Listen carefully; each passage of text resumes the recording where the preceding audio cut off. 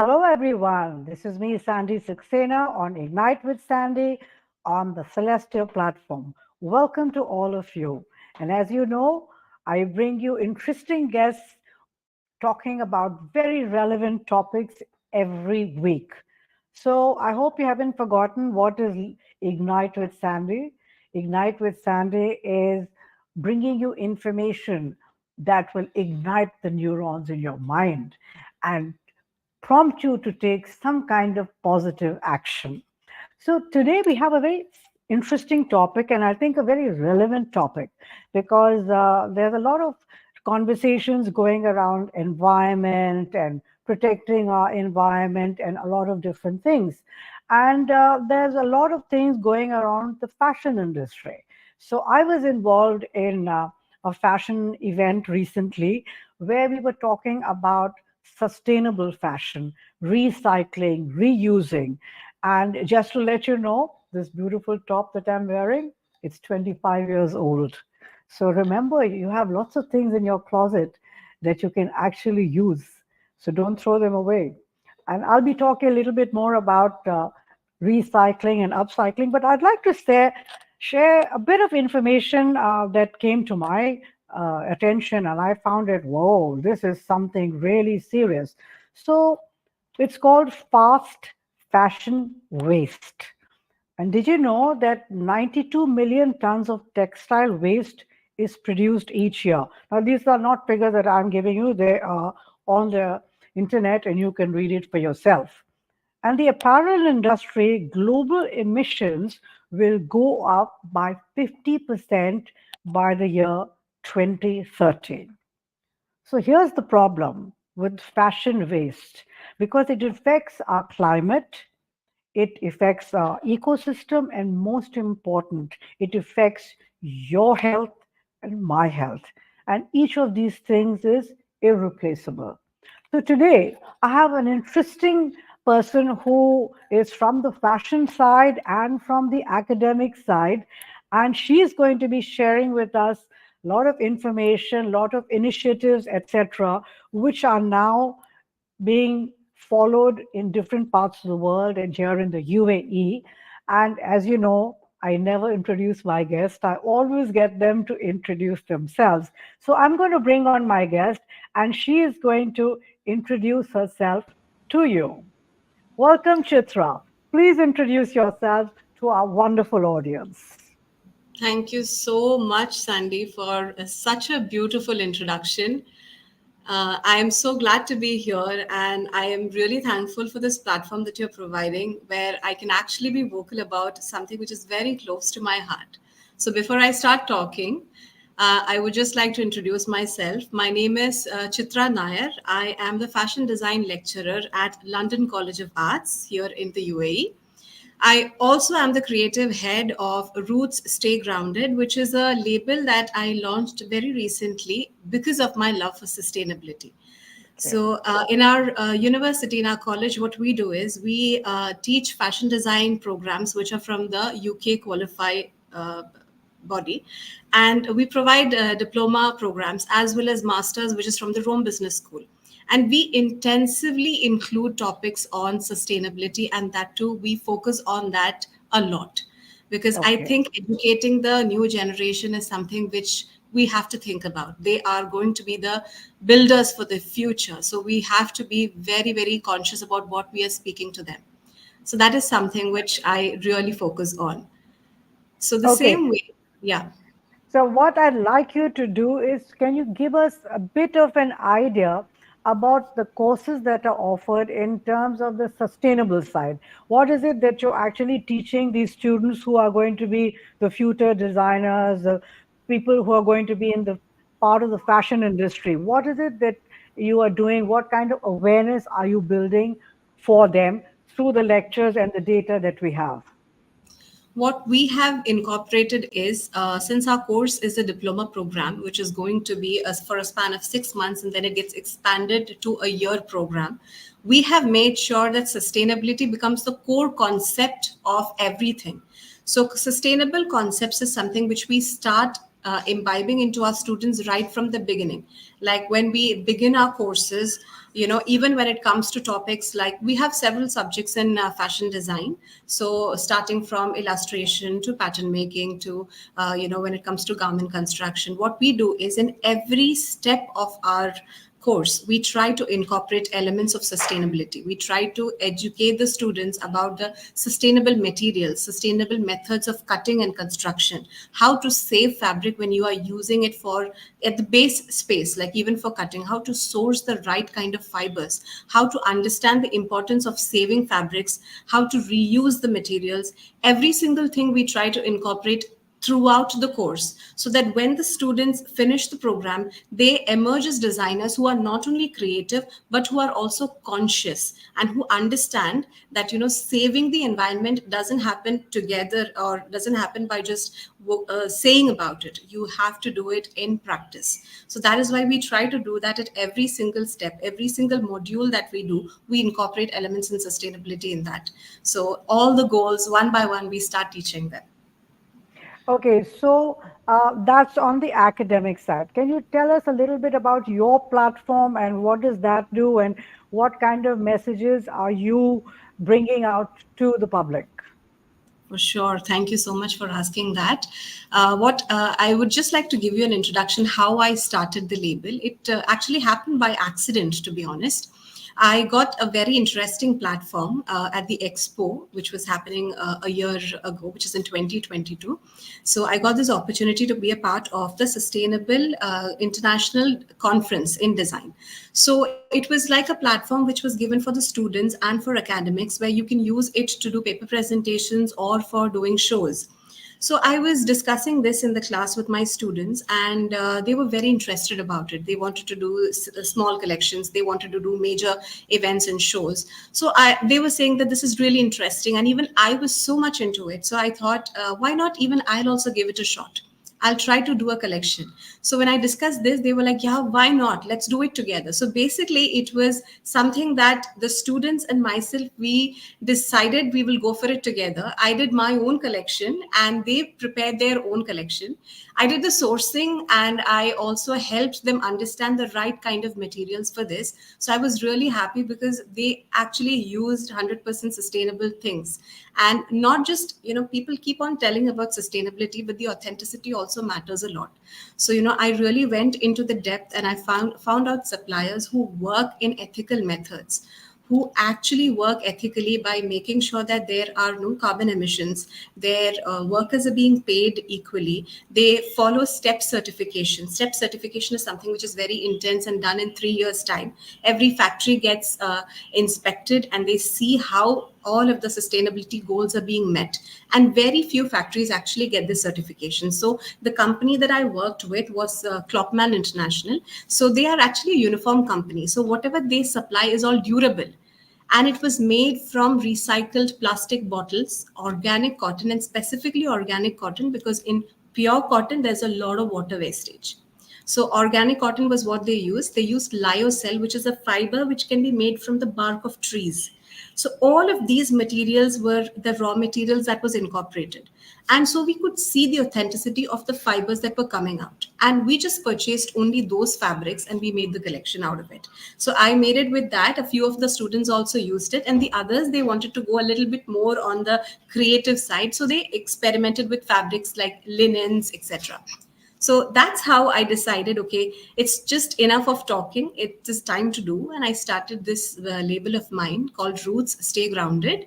And I gave the name Roots is because I believe that all of us, even though how much of a higher we fly or we soar above in the sky, we still need to be connected to the ground.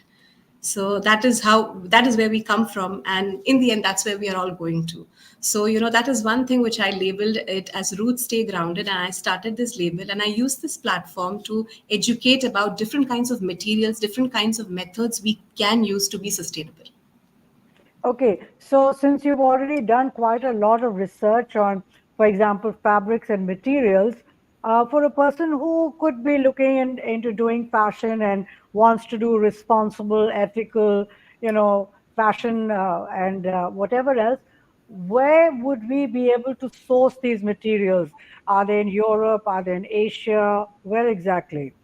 Actually, materials are there almost everywhere. It's just that we are not aware about them because people do not have the awareness. So, this company I came across is because I used to work also in the uniform sector. So, I knew them. They have a facility here in the UAE. So they have a manufacturing house which is in Italy and in Indonesia, but they do have a warehouse over here. So that is something we never knew. And then I started exploring these kind of options because we only see the sparkly side of fashion. We don't see the this kind of a sector.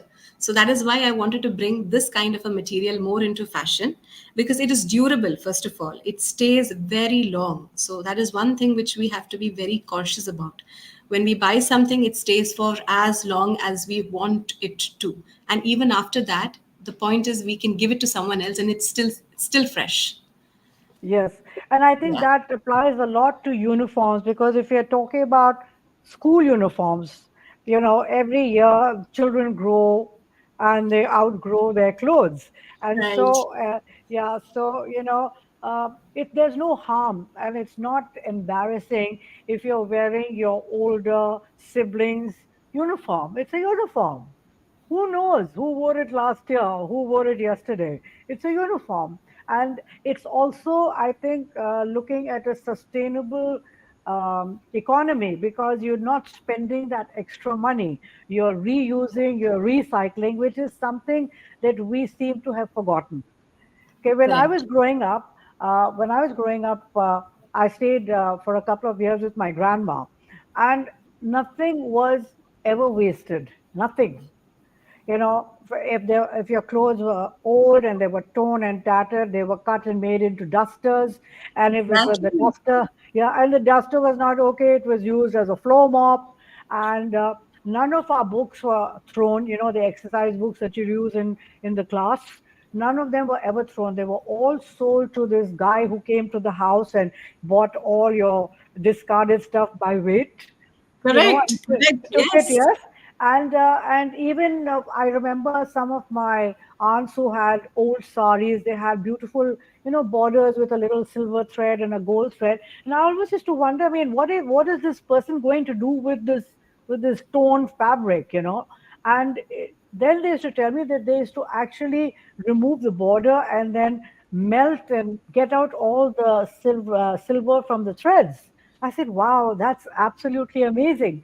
And the other thing, if you remember, if you were in India, is that we have never had these fancy paper bags. If we bought a snack or something from the street vendor or we bought some fruits, it was always a bag or a packet made out of some recycled paper, my Yeah. exercise Even book or sometimes, when you buy newspaper. sweets, it used to be like leaves. They used to Yes, make small cups with leaves. So, yes. that's 100% sustainable. Yes, I think, and now that is coming back because when we are talking about sustainable fashion, that's just one segment, right? There's a Correct. lot that goes into it, which is not exactly fashion, but it's apparel. Correct. So, on one hand, you have this very bespoke, created, limited edition kind of thing. And on the other hand, you have a very vast materials being used to make cheap garments, which are Correct. worn maybe 5 or 6 times, and then you just throw it away, right? Yes. And Yes. I know that there are a lot of these design houses and apparel makers in Europe where they would do 6 collections a year. Right. Yeah, It's so actually just for our audience, could you just explain to us the harm that is being done when things are produced at this massive level? right. Actually, fashion seasons are only to be categorized as spring, summer, autumn, winter, and maybe sometimes we have some sort of a trunk show which happens in between. But now, what is happening is with the advent of fast fashion, all the fast fashion brands they work twice in a year. So, like if suppose you're supposed to have only two huge collections which speak about your brand, fast fashion has new collections every 2 weeks. Actually, that is the time limit which is given to them. Every 2 weeks, there has to be a new collection in the store, and then the rest of it is basically going to be kept in the discounted sections, which is used for attracting people. And exactly that's why we have all the White Wednesdays and the Black Fridays and all of that, because the surplus amount of production is too much. So collections are coming in every now and then, every 2 weeks, every 3 weeks, they have to restock new things in their store. So everything which was there before has to go back, and it should be done in a discounted price. And even that discounted price is also going to be benefited for them, because it is made out of extremely, extremely cheap labor. So cheap labor in the sense, we cheap labor, no proper working conditions, fair wages are not done. So it's basically like a very, very sad situation which we see in garment factories. And actually that is one of the reasons the fast fashion industry is growing so much. But I think in the current generation, there is a lot of knowledge being passed around in the new generation, that we are being told, don't go shopping in the fast fashion stores, rather go in thrift shops. So at least one way or the other, we are trying to generate this kind of a thought process amongst people, that fast fashion is only going to kill the nature. They are only going to kill the atmosphere. They're going to kill everything. So many microplastics get washed into the water every year. Every time when we wash our clothes, we are not realizing microplastics go inside the water. They pollute the water bodies, they harm our fish, and ultimately we consume that in one way or the other. And it affects our health. Yeah, so talking about all these clothes that are manufactured at this mass scale and at such a fast pace, obviously the consumers are not going to be able to take up all of that and buy all of that. And even if they do, they are going to discard it. So I want you to just share with us this information about these landfills, because you hear a lot about it. So, what is the eco disaster that these landfills are creating? Yeah. I happened to come across a video last day, and it was speaking about the castaway capital of the world. So basically, it refers to a small city in India called Panipat. So in Panipat, what happens is all these recycled things, or we can't even say recycle, it's basically castaway products. So people use it for a few months or maybe even a few times. They throw away these, and it is told that it will be recycled, but only a percentage of it gets recycled. The rest of all these materials are actually shipped off to poor countries, the low cost countries in the low cost cities, which we are not aware of. And they are dumped in these areas where either they are subjected to people who are living below the poverty line. They can go and get it for free, they can use it. And that is one way in which we can see the disaster of fast fashion. And landfills, what they do is huge disaster they are bringing into the environment, because heaps of clothes get dumped in them. And there is nothing called biodegradable until and unless it is made of 100% natural things. And even if it is natural, a pure cotton t-shirt takes around 100 or 150 years to get decomposed. Let's not even talk about polyesters. They're going to be there even after 1,000 years. So these landfills, what they are doing is basically they are destructing the entire balance of the ecosystem. They are creating a lot of environmental pollution, starting from the soil pollution to the air. Everything gets destroyed. And also it is affecting the humanity. Step by step we can see that how it is disrupting the entire ecosystem, and that is actually very sad to watch. Yes, because when I heard this at a recent event that we attended where you were speaking, I was quite taken aback, because I was under the impression, which is again because of ignorance, is that, landfill and something will happen from there and it'll be taken somewhere and recycled and reused and whatever else. But what you're saying is quite disturbing, I would say, because there's not much that we can do as individuals except stop buying. Yeah, that's the only thing, overconsumption. That is one point which I would really like to add on. The consumption rate, people are continuously buying things. In fact, if you check from around 2000s to 2014s, or even around a 15-year span, if we check, The consumption rate of products that we are buying at stores is doubled, has been doubled. But what is happening is the amount of outfits which we are discarding has increased by around 36 to 40%. So more than what we buy, we are throwing. That is what is happening. So definitely if we are throwing, we will have more demand, and then there'll be more production. There's going to be the same cycle which is happening again. And all the recycle bins which are there everywhere, there is only a percentage of that which is getting recycled. Everything else is actually being dumped in landfills. Sometimes it is burnt, or sometimes it is left there for decomposing. That is what is actually happening, and that's quite sad. Like how you said, it is disturbing, and one way or the other, all of us are being a part of it. Okay, so now we come to this thing which is very popular called social media, right? And in Right. social media, generally what we see is individuals from whether male or female, you know, in nice clothes, looking wonderful at special events, grand clothes, etc., etc. And sometimes people get the wrong impression that this is what life is all about. Everybody should be dressed like this. You shouldn't repeat your clothes. If you repeat your clothes, you are obviously not well to do, and you are not part of that club where people are affluent and they can buy everything and they never repeat their clothes. In fact, there are a lot of people who actually boast about this, that I never repeat an outfit. So you have a lot of those, and then you have other people who actually watch you like a hawk to see whether you're repeating your clothes. For example, I repeat my clothes all the time. Okay, maybe give it a span of a couple of years, but I do repeat them, right? And there are people who have come up to me and said, "Oh, we remember you wearing this," and I always say to them, I have to compliment you that you have an amazing memory.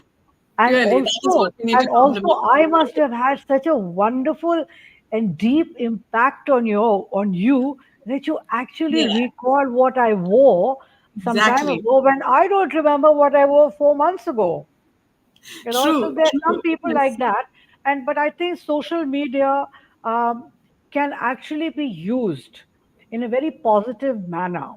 And I think because the younger people who are more savvy with social media today, if they were to be educated and made aware of things that are impacting their environment, because they are the future, right? So Correct. I think that would be a good thing. So, Ali, do you have any suggestions of how the younger folk, perhaps at the universities, maybe have a campaign to put out some information that could be of use to anybody watching or seeing? Yeah, for sure. The first thing which I really would like to mention is whatever we see in social media, please do not believe that. That is never real. The real life is something else. And one thing is, social media is extremely powerful. It is powerful if you use it in a very good way for advocating it for good reasons. So the one really important point which I encourage most of my students to do it, I tell them document your work whenever you're doing on social media. Let people know what you're doing. So I do that a lot when it comes to even the sustainability aspect as well. Like when you are cutting your fabrics or when you are reusing something, let's try to document that and show it to people. Like, even something as simple as this can be made use of, and that will bring an impact. That's what I always say, and I did repeat this even at the panel last day, that if even 10 people watch your video, maybe one person would have actually seen it or actually learned something from it. That makes an impact. Whatever you have done makes an impact on one person. So when it comes to sustainability, I feel that we have to encourage people to go more into using these social media channels to advocate things which can be done ethically. Using ethical methods of production, or using ethical fibers for their work, or using ethical methods of cutting, or even when it comes to stitching, making sure that there is very less wastage or reusing things, like just like how you said, this concept of wearing your outfit twice, or oh my god, my outfit is torn, now I really need to get a new one. My shoes is just ripped off, so I really need to go and get a new one. Instead of doing this back in when I was young, we used to be just, if our shoe is ripped off or it's broken, we go to the cobbler and we get it fixed. If we have a small torn area in one of our dresses, we darn it with a simple thread and needle and stitch, or we just put a patchwork and we are ready. Nowadays it's the generation is like, oh no, I need to get a new one. So I think this needs to change. You really need to give a little more longer life to your clothes. They deserve it. So I say that even if you don't want to use it, maybe even after a few years of time, someone else might want it.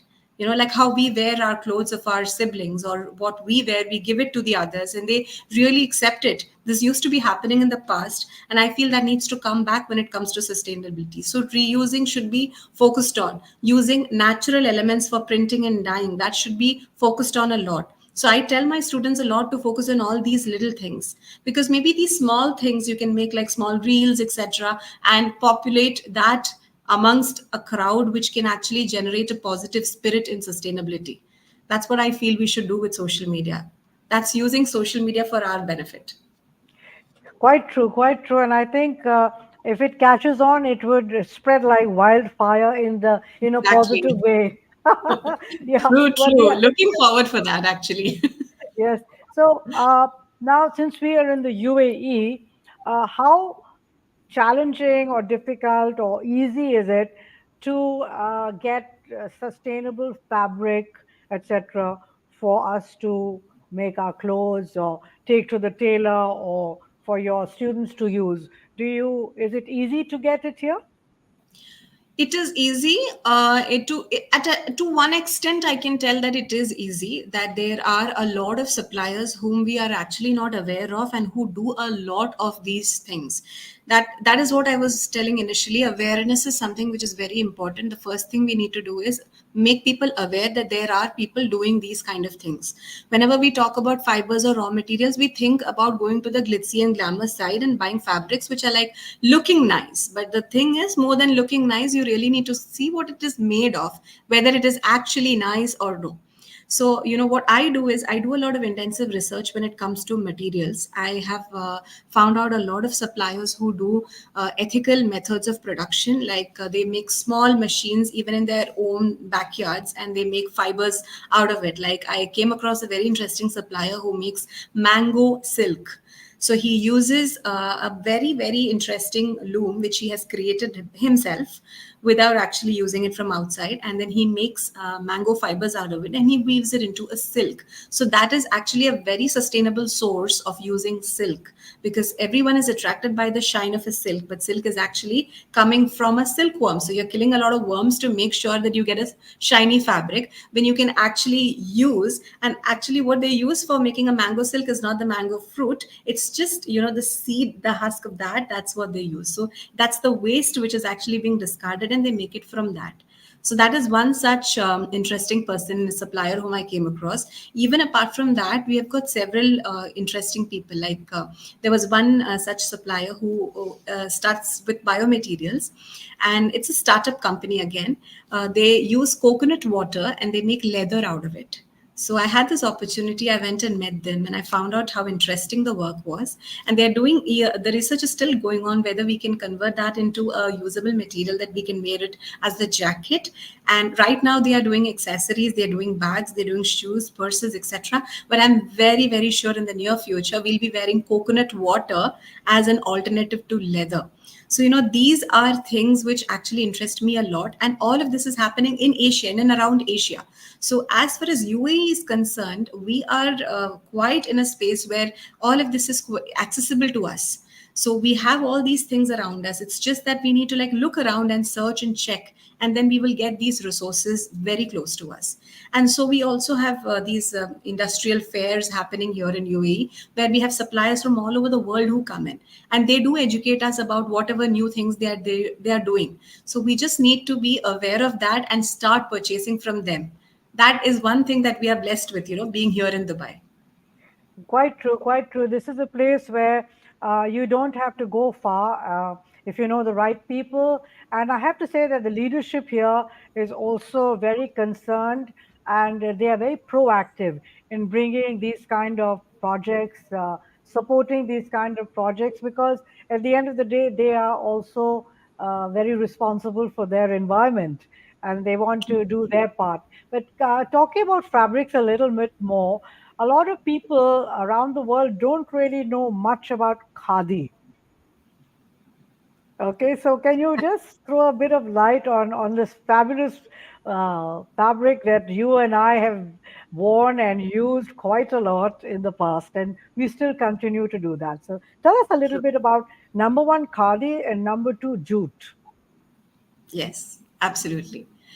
Khadi is 100% hand woven material, which is, to be honest, native to Asian countries. Especially, it is coming from India. It is also coming from, there are companies in Pakistan who make it. So basically, it is something which is very, very, very authentic, 100% natural. True traditional khadi would even come without color. That is actually its raw form. It's the rawest form of fabric. It's the rawest form of a fiber, which is 100% woven by hand, which is made by artisans. They weave inside the patterns, they weave inside the designs. There's a lot of intricacy used in creating such kind of fabrics. And to be honest, in traditional countries, like I belong from India, we both belong from India, and even countries like in Pakistan, even in Bangladesh, I have seen the use of khadi extensively when it comes to traditional wear. And nowadays, even they are taking a shift into the modern world as well. We have seen khadi suits. Khadi formal wears a lot, and that is actually let's say a groundbreaking innovation when it comes to fashion. Because when we think of suits, we think of poly wools or something like that, which makes it more comfortable. But why not go back to our roots and check that there is something which is more beautiful, more natural, and use that. So that is one thing which I really, really love a lot. Handloom fabrics, that is khadi. And along with that, we have khadi silk as well, which is a silk which is made right again in the looms by the weavers. They do it practically without using an external machine. And usually, most of the looms are not even power generated, they are used manual. So there's a lot of labor intensive work which is done. But let's be honest, if we are not using anything which is made with power, we are saving electricity. So one way or the other, we are working towards a sustainable world. So that is the importance of khadi. And so I'll tell you that there are so many influencers whom we should really look up to, who use khadi materials for even their real big functions like weddings, etc. They use khadi cotton, they use khadi silk when it comes to dressing them up. That is actually influencing. When you see people like that doing so, it actually gives us a thought that okay, there is an alternative to the glitz what we see in silk. We have options where we can really go traditional. So that is about khadi. And when it comes to jute, jute is one such fiber which is also 100% natural. Quite, let's say, it's not much used for fabrics, which I think it's a very wrong notion. We should be incorporating a lot of jute when it comes to wearing our clothes. So recently we had a show like how Sandy has been saying, and I made sure my students used a lot of jute ropes in that, because jute is something which is usually used when it comes to upholstery and etc. But why not, let's try to use it in fabrics. Well, let's try to use it in garments. So they started with the cotton, the jute ropes. They started making it in the form of swirls, etc. And we started building fibers, and sorry, we started building a top out of it. But even apart from that, jute comes in a mix with several other materials like jute and organic cotton. That is like a beautiful fabric. Organic cotton is 100% sustainable because it is made without any pesticides, and it is made using again the water which comes from the landfills, basically from the agricultural sources. The water is also recycled again. It is taken off all the toxins, and then that water is used for growing organic cotton. So a mix of jute and organic cotton, I would say, is more precious than any other diamond intricated fabric that we see, because it is something which is 100% pure in nature. And using that is going to again make us feel comfortable. It makes us feel really, really cool. And obviously we live here in Dubai, so wearing anything which makes us comfortable is like a win-win. Quite true. Quite true. Yes, I remember when I was at university and all, it was a bit of a fad, to wear khadi.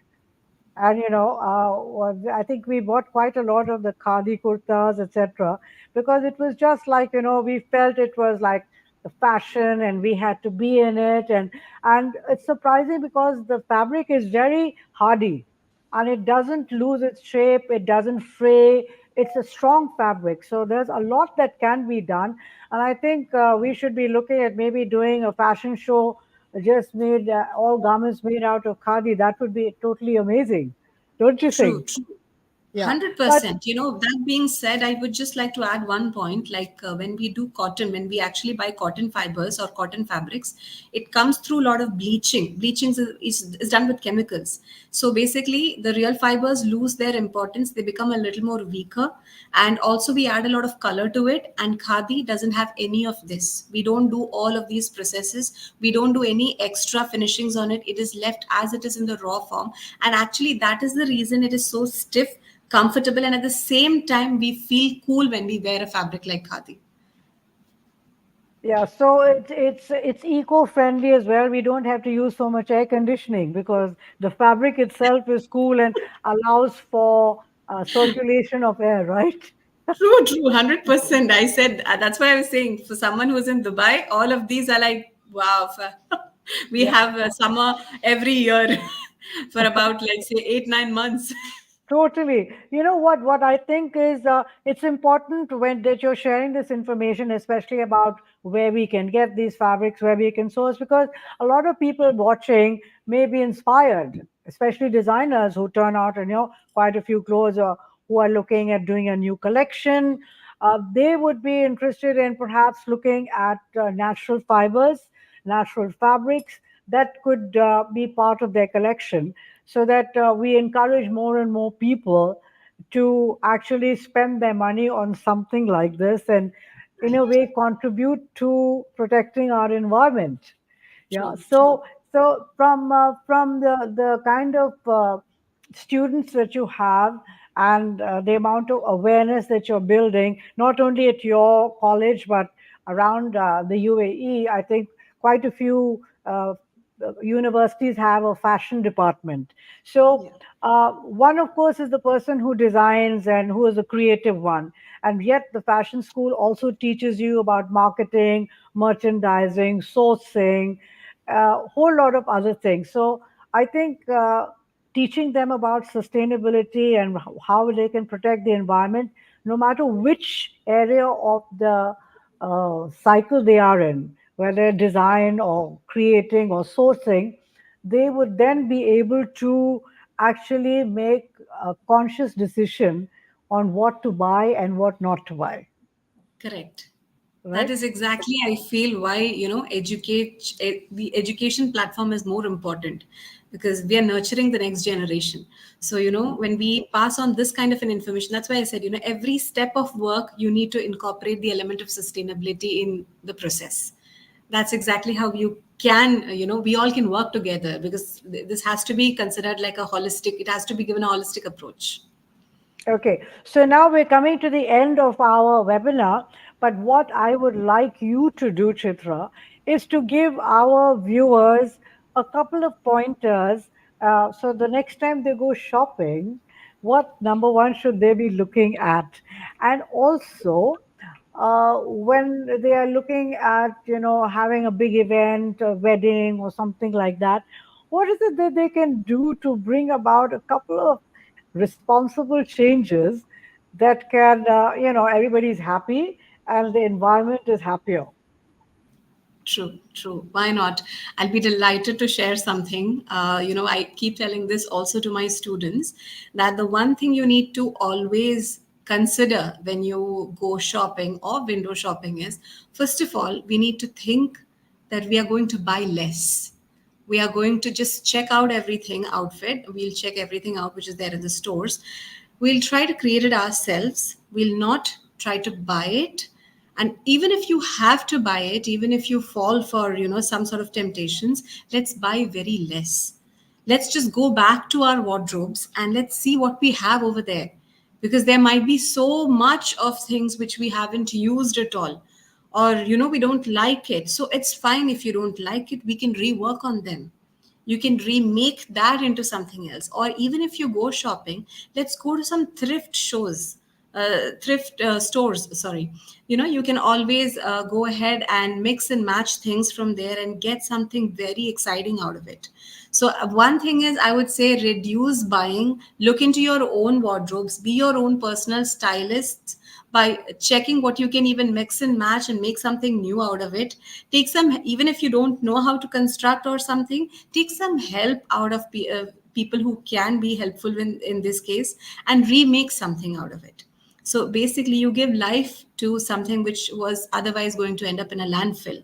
So let's what I consider is, let's not kill our outfits. Let's just make them live a little bit more longer. Quite true. And I think one of the place where I've seen uh, actually wastage, which is beyond description, is weddings. Oh yes, Okay, so everybody needs to have a new outfit, and that bridal outfit. Now, if you're an Indian, the bridal outfit can be anything from 10 kilos to 14, 15 kilos that the bride wears, and she's never going to wear it again. So, what do you do with that bridal outfit? So, there's some clever people who have got, they either buy these bridal outfits from the very super rich people who are never going to use it again, and they keep it there. So the ones who are from the modest background and still want to look like $1 million can hire that outfit and wear it. Now that's yes, another way of, like the thrift shop. In India, thrift of shop. course, we don't call it the thrift shop. And in the UAE also, I do know of there are thrift shops, but there are also some private places where local ladies have actually bought those lovely gowns that you wear at these big functions and weddings and other big celebrations. And of Right. course, you know how it is, you cannot be seen in it again. So they buy these gowns at obviously at a discounted price, and then they have closet fulls of these gowns available to people who are from a lesser uh, affluent background, but they still want to That's look lovely and actually such a hire them out. beautiful. I think that's an amazing way of giving a longer life to that garment, and yet everybody actually enjoying it, feeling good in it, looking good in it. So I think we need to rethink our spending habits as well, not True, only about the garments, but where are we going to spend our money. So since I true. do a lot of things on financial planning, I'm always talking about people to use your money wisely, spend it Wisely, wisely, 100% right? correct. And Yes. buy something of value that can be used over a longer period of time. So Right, don't go right. with whatever is in fashion this year, because as you very rightly said, the fashion industry is all about new collections ever so often, and that Yeah. if we as consumers understand our environment a little more, perhaps we can become a little more responsible. That's what I was been saying. That's absolutely true. We just need to look what we are doing to this environment, and definitely, I'm sure that we will all rethink about our purchasing habits. Also, giving a longer life to our clothes, going for more, simpler options when it comes to dressing up, instead of going for something which we can never use again. We'll Quite true. definitely buy something which we can always, wear and rewear and rewear. Yeah. Well, thank you very much, Chitra.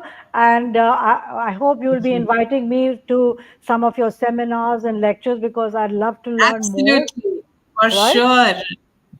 You're Thank a you so much. delight wherever you are, Thank you for very sure. much. Thank you Celestia, it so was much for this fortunate to have you opportunity. on our platform. And we'll just say bye now. And I will conclude. So there you have it.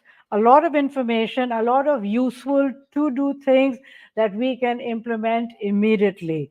So we made it easier for you to understand a little bit more about what our actions can lead to and how we can make a positive difference as the consumer. We also live in a place like the UAE. That's where I live. That's where Chitra is. And I have to say this that the leadership in the UAE has been extremely proactive when it comes to looking into things to preserve our environment. So there's recycling and upcycling. They're coming up with innovative ways for these waste products to be made usable again, and also sustainable materials. So the focus is on producing garments that are environmentally friendly and produced without harming natural resources. So that's all about sustainable fashion education. So we're fortunate to live in a place like the UAE, and we hope that the initiatives that are being taken here, we will be able to take them forward to other parts of the world. I come from India, and I know that recycling has been a part of our life for a very long time, but somewhere along the way, we've sort of gone astray. And so I hope this particular episode will bring us back on our path to a environment and a world that we can all enjoy for a very long time. So with that, thank you very much for watching, but don't forget what you're supposed to do. You're supposed to go onto our Celestia YouTube channel, subscribe, like, and most important, share this message that we're bringing to you today with everybody in your network. On that happy note, God bless and bye.